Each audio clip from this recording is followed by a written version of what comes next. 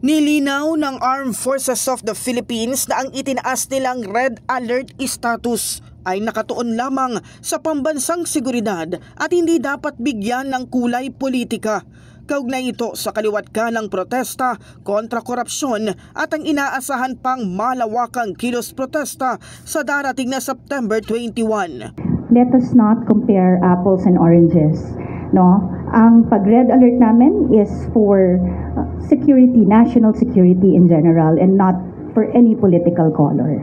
Dagdag pa niya, mananatiling nakafocus ang AFP sa kanilang mandato na protektahan ang bansa at mayroong contingency measures habang ang pagpapanatili ng peace and order ay pangunahing tungkulin pa rin ng Philippine National Police na kanilang susuportahan kung kinakailangan. And the Armed Forces of the Philippines plays a supporting role, no, sa peace and order. Of course, we are very vigilant. So titignan natin, no, ano pa yung iba't ibang maaring mangyari para syempre nando dito yung mga contingency measures natin that are in place. But again, I would like to emphasize law enforcement and peace and order is the primary role of the Philippine National Police for this. So the Armed Forces of the Philippines will play a supporting role for the law enforcement and peace and order as we remain focused on our mandate, no, for national security. So nandito pa rin, wag natin kalimutan ang territorial defense and the West Philippine Sea issue. Dagdag pa ng AFP, nananatiling tapat ang kasundaluhan sa watawat at sa konstitusyon at hindi sa anumang political color. As we wear the uniform, we do not have any other color than the uniform that we wear.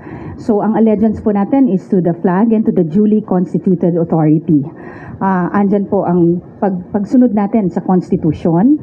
And through the years, we have proven that the Armed Forces of the Philippines have evolved into a very professional organization. And we trust that each member of the Armed Forces of the Philippines is professional in this manner. Sa panig naman ng PNP, makikipag-ugnayan daw sila sa mga organizers ng kilos protestang isasagawa sa September 21.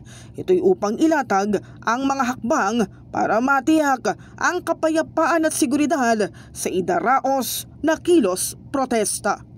In the heart of changing lives, ako si Brigada Kath Austria ng 105.1 Brigada News sa FM Manila, The Music and News Authority.